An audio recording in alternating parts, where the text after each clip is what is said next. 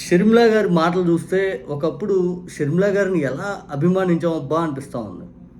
ఎందుకంటే నిన్న మొన్నటి దాకా ఏదైతే వైఎస్ఆర్టీపీ అని చెప్పి తెలంగాణలో ఆమె పాదయాత్ర చేస్తున్న సందర్భంలో కూడా మనందరమే ఆమెకు ఆ రోజు మద్దతుగా నిలబడి మాట్లాడింది గట్టిగా. అక్కడ బాల్కా సుమను లేకపోతే నిరంజన్ రెడ్డి వీళ్ళందరూ మాట్లాడుతుంటే షర్మిల గారిని విమర్శిస్తుంటే వైఎస్ఆర్ గారి బిడ్డకి తెలంగాణలో అవమానం జరుగుతుందని చెప్పి పెద్ద గొంతేసుకుని అందరం మనం రాష్ట్రంలో ఉన్న వాళ్ళందరం మాట్లాడాం. కానీ చివరాఖరికి వచ్చి పొగొచ్చేసి మన దగ్గరికి వచ్చి షర్మిల గారి బిడ్డలకి ఆశ్చర్యం కలుగుతూ ఉంది. షర్మిల గారు ఏంటి అసలు ఈ చంద్రబాబు నాయుడు గారి ఆటలో పావుగా మారి పూర్తి స్థాయిలో తాము ఉన్న చెట్టుని తామే నరుక్కున్నట్టు, తాము ఉన్న కొమ్మ ఏదైతే ఉందో తామే నరుక్కున్నట్టు చేసేసారు. చూస్తే షర్మిల గారు ఈరోజు ప్రతి మాట మాట్లాడుతుంటే ఇప్పటికి కూడా ప్రతి ఒక్కరు గౌరవంగానే ఎందుకు మాట్లాడుతున్నారంటే రాజశేఖర్ రెడ్డి గారిని చూసి. రాజశేఖర్ రెడ్డి గారు అంటే ఆరాధ్యంగా అందరం చాలామంది చూస్తారు. ఆయన కుటుంబాన్ని ఆయన అంత అభిమానంగా ప్రేమించే వాళ్ళు ఉన్నారు. ఒక రకంగా రాజశేఖర్ రెడ్డి గారిని దేవుళ్ళలా చూస్తారు. ఈరోజు రాజశేఖర్ రెడ్డి గారు ఆస్తిని షర్మిల గారు ఏదైతే పనిచేసుకున్నారు, జగన్ గారి సగం, షర్మిల గారి సగం. ఇక జగన్ గారు సంపాదించిన ఆస్తిలో కూడా షర్మిల గారి వాటాలు కావాలంటే అప్పటికి పాపం జగన్ గారు పిలిచి ఎంతో కొంత ఇచ్చి 236 కోట్ల రూపాయలు జగన్ గారు సంపాదించిన డబ్బులు ఆమెకు ఇచ్చి జగన్ గారు ఏదైతే పెట్టిన కంపెనీలో వాటాలు రాసి ఇంత చేసినా కూడా షర్మిల గారు అక్రమంగా షేర్లు బదలాయింపు చేసుకొని జగన్ గారి బెయిల్ రద్దు చేయాలని కుట్ర పన్నారు.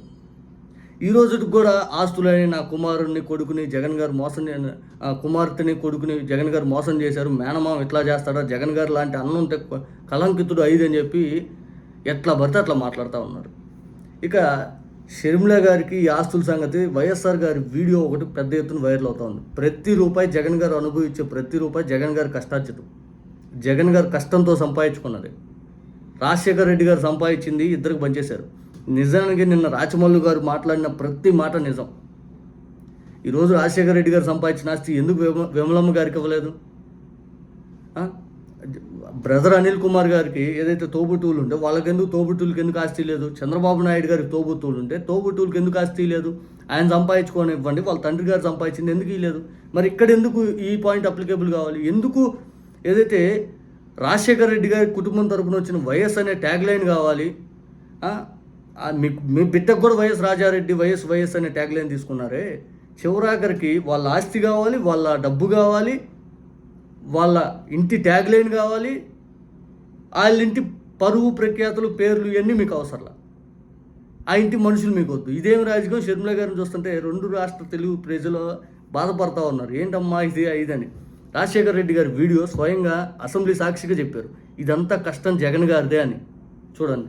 7 సంవత్సరాల క్రితం నా కొడుకు 150 కోట్ల రూపాయలతో కర్ణాటకలో ఒక పవర్ ప్రాజెక్ట్ కడుతున్నాడనంటే ఆ పవర్ ప్రాజెక్టుకు నేను గ్యారంటర్ గా సంతకం పెట్టాను. ప్రతిపక్ష నాయకుడిగా 150 కోట్ల రూపాయలకు కొడుకు ఒక గ్యారంటర్ గా సంతకం పెట్టే కార్యక్రమాన్ని చేయడం తప్పు అని ఒక్క రోజంతా అసెంబ్లీని ఆపిన ఘనత నీది కాదా అని అడుగుతున్నాను.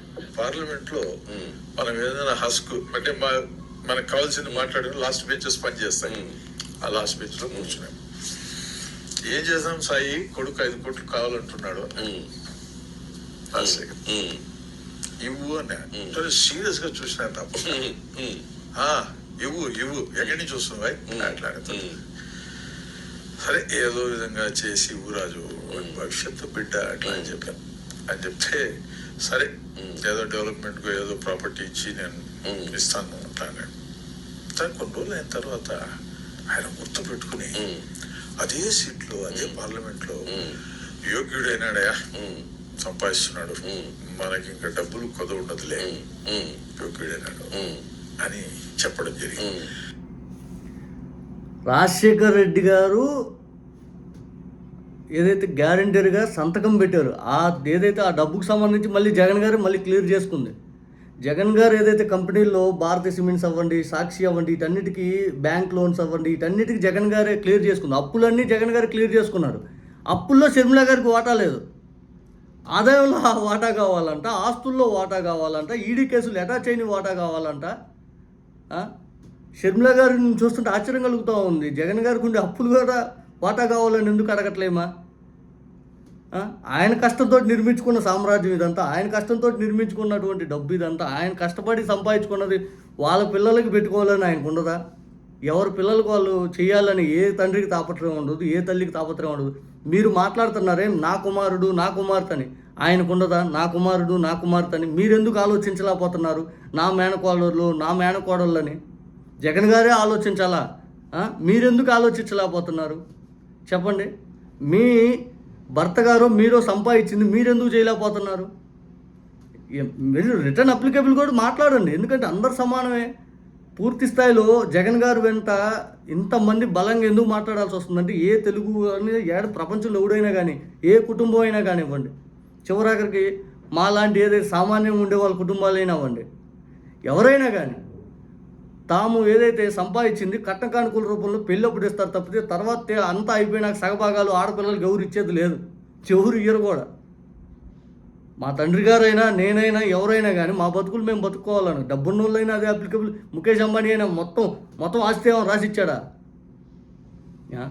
ఏంది ఇది? నిజంగా చూస్తుంటే ఆశ్చర్యం కలుగుతూ ఉంది.